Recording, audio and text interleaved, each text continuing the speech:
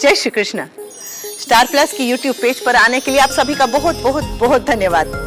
अपने favourite show देखने के लिए स्टार प्लस की यूट्यूब पेज को सब्सक्राइब करें और वो बेल आइकन को हिट करना मत भूलिए। ध्यान रखिए।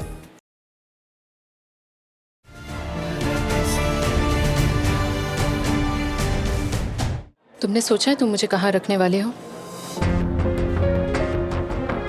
देखो, एकदम से कोई घर मिल नहीं से रहा। कोई टेम्पररी ठिकाना ढूंढना होगा तुम्हारे लिए। और मैं वहाँ अकेली रहूंगी?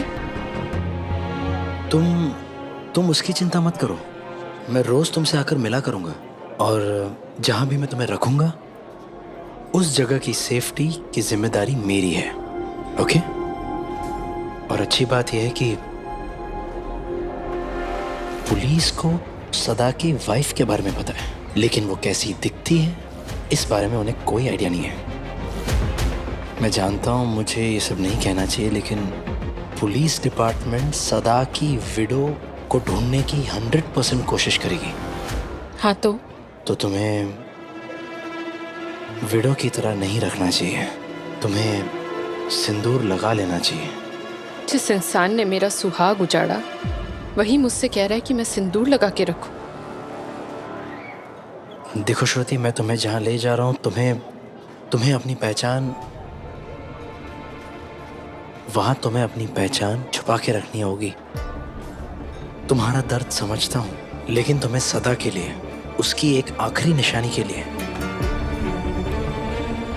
सिंदूर लगाना होगा, सुहागन बनना होगा। अगर मैं सिंदूर लगा भी लूं तो तुम ये थोड़ी कह सकते हो कि मैं सदा की पत्नी हूं। तुम उसकी चिंता मत करो। मुझे जानना है। मैं तुम्हारी फेक आइडेंटिफिकेशन के बारे में सोच रहा हूं। जो भी करो सोच कर करना।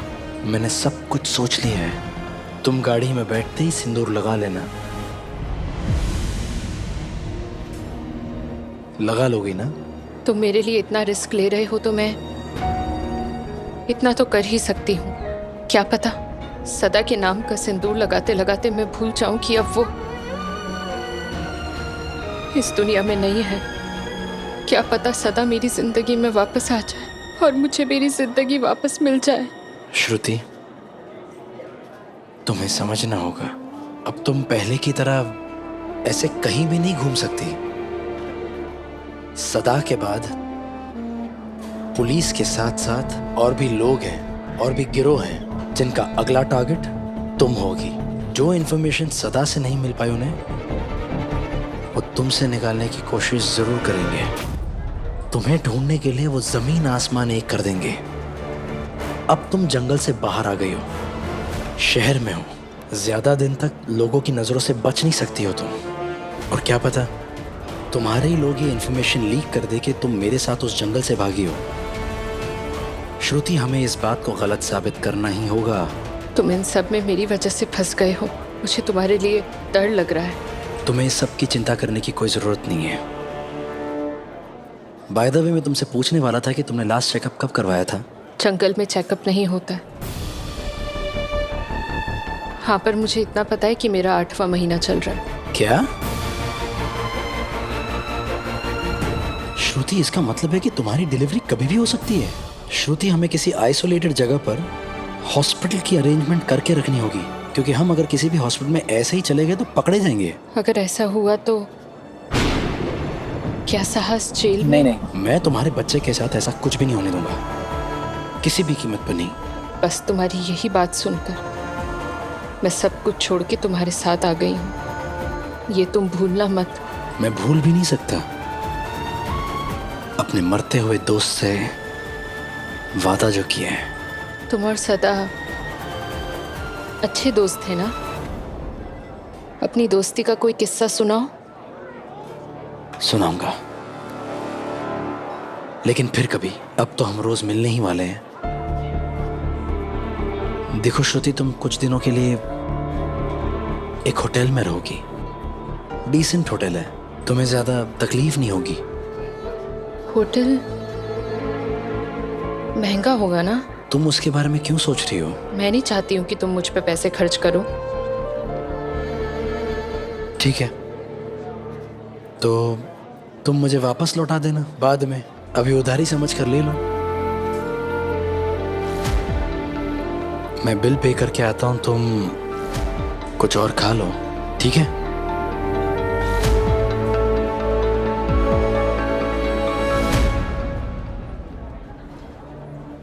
क्या मैं सही कर रही हूँ?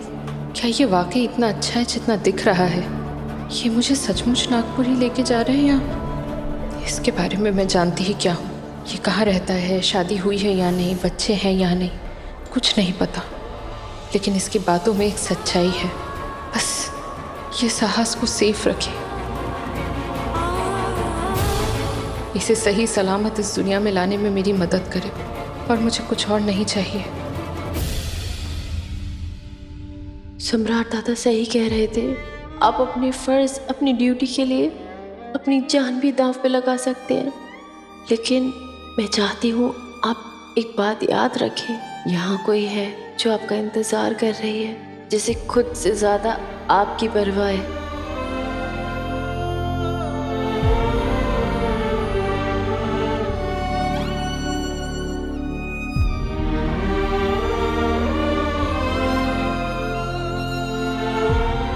The number you have called is currently not reachable.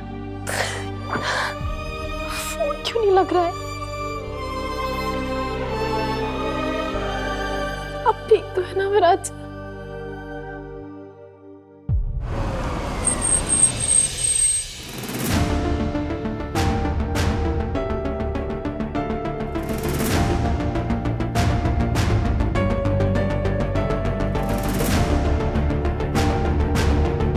यहाँ बैठ जा।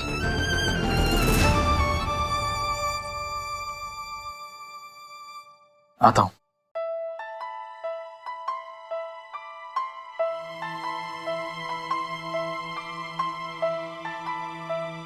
सर, मैम का आईडी।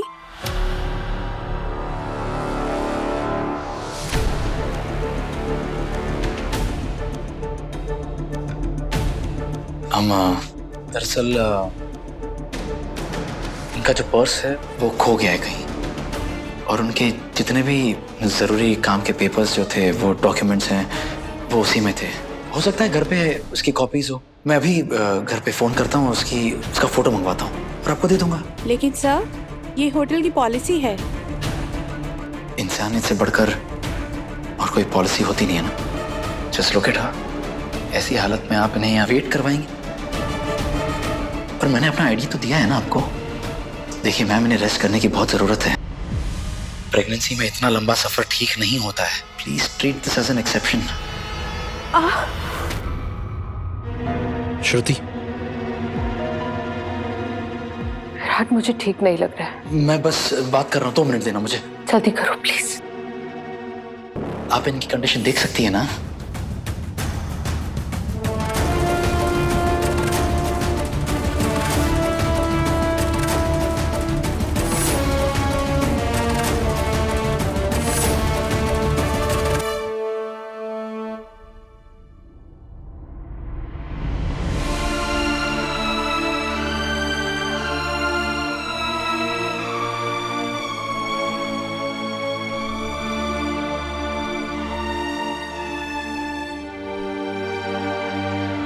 श्रुति,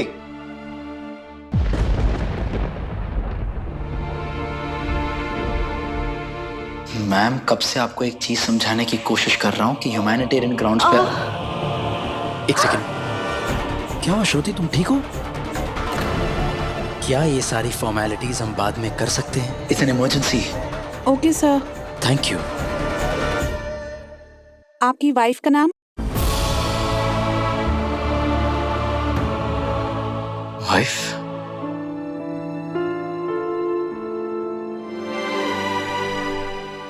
मैं आपका बेसब्री से इंतजार कर रही हूँ विराज sir.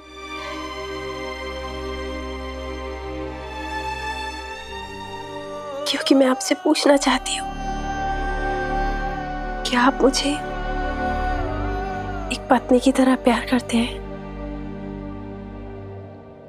Okay, by the name of Mr and Mrs Chauhan.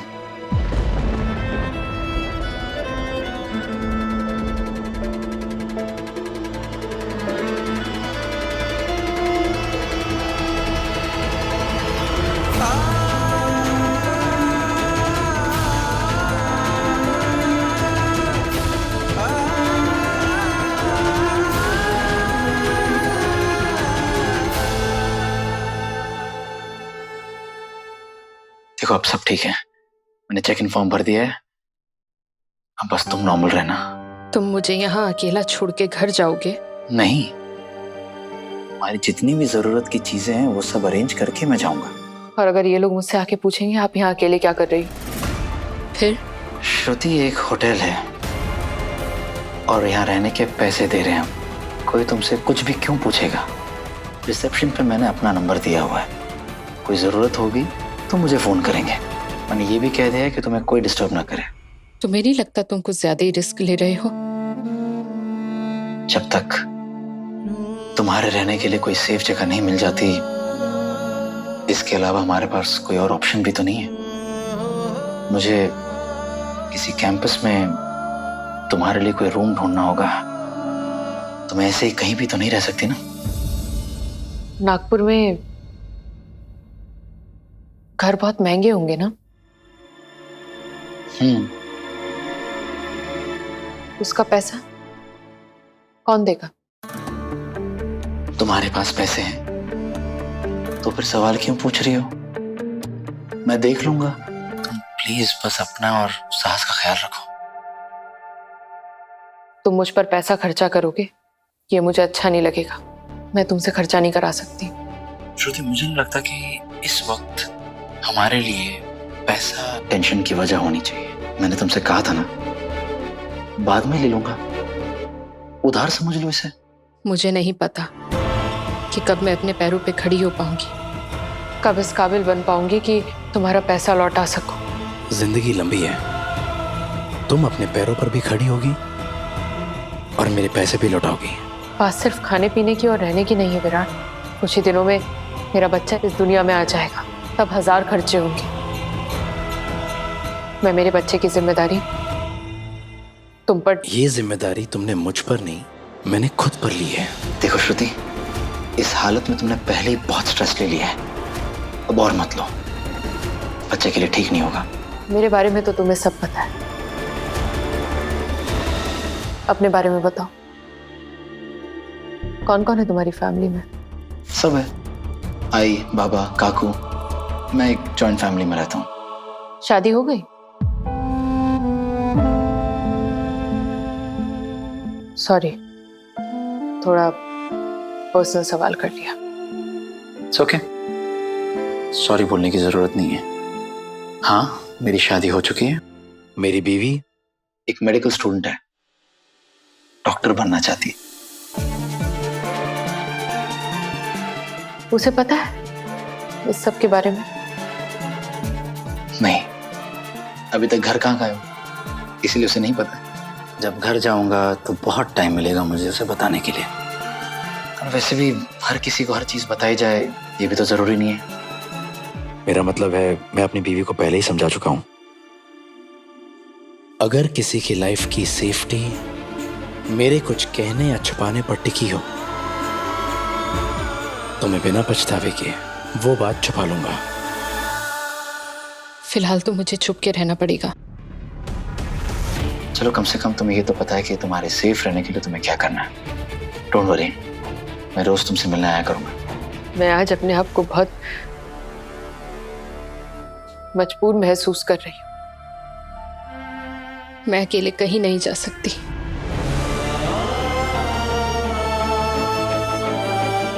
मेरे पैर के नीचे से जमीन खिसक गई।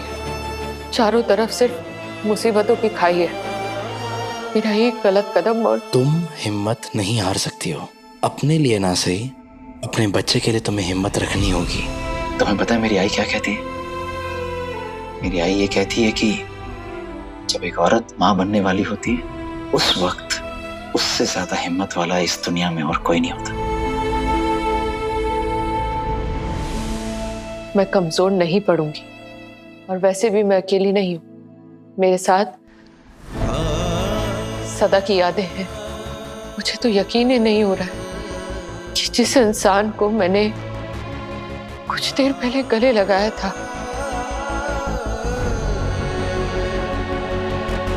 वो इस दुनिया में नहीं है।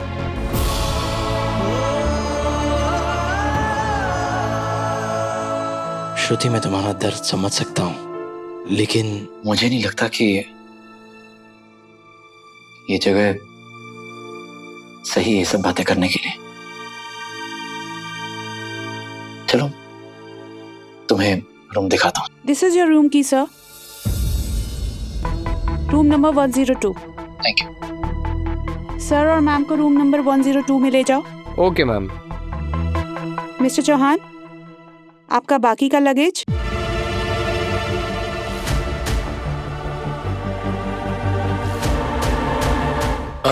ये इन्हीं का लगेज है, तो आप ये ले जाइए। दूसरे बैग्स गाड़ी में है।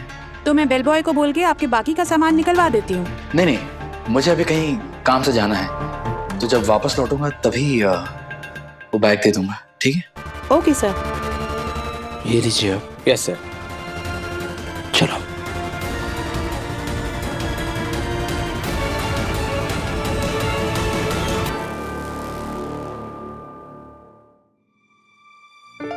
मैं जानता हूँ ये वो चेहरा नहीं है जिसे तुम्हारी आंखें देखने के लिए तरस रही। इस वक्त तुम सिर्फ विराट को देखना चाहती हो। नहीं दादा, ऐसी बात नहीं है।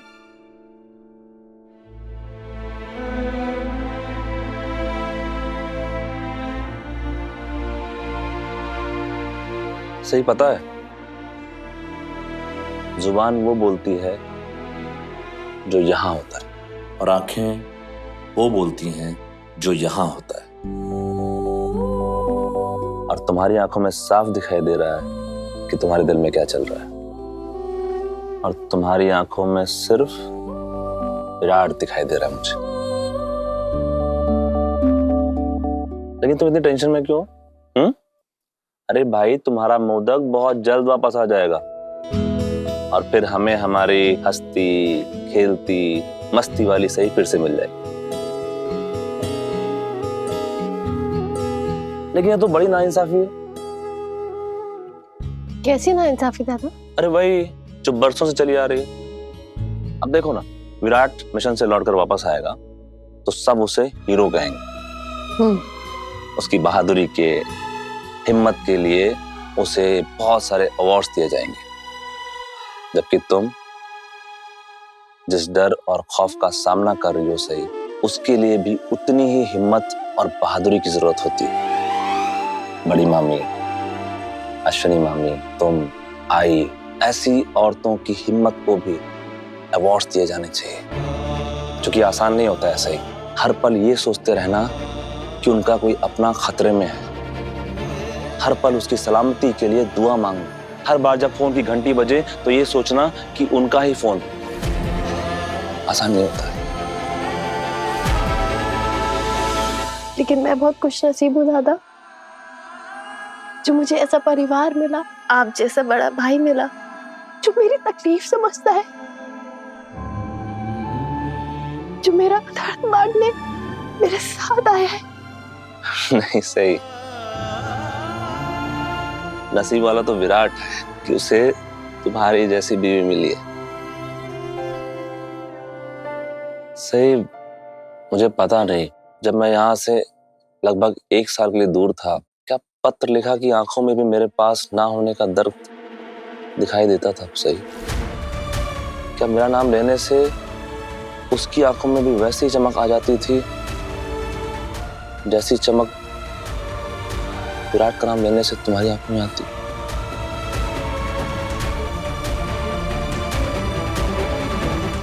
दादा, क्या आप चाहते हैं कि बाकी दीदी की आंखों में ऐसी चमक आए? हाँ, लेकिन चाहने से क्या होता है? चाहने से तो सब कुछ होता है दादा। अगर आप दिल से चाहते हैं तो ऐसा होगा। पापा ऐसा जरूर करेंगे।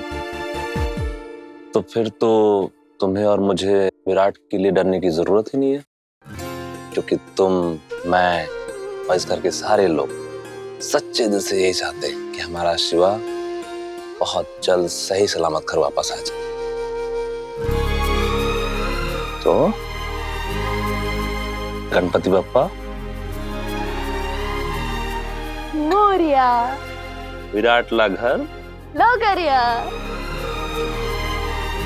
बप्पा हमारे शिवा को जल्द से जल्द सही सलामत घर वापस ले आओ।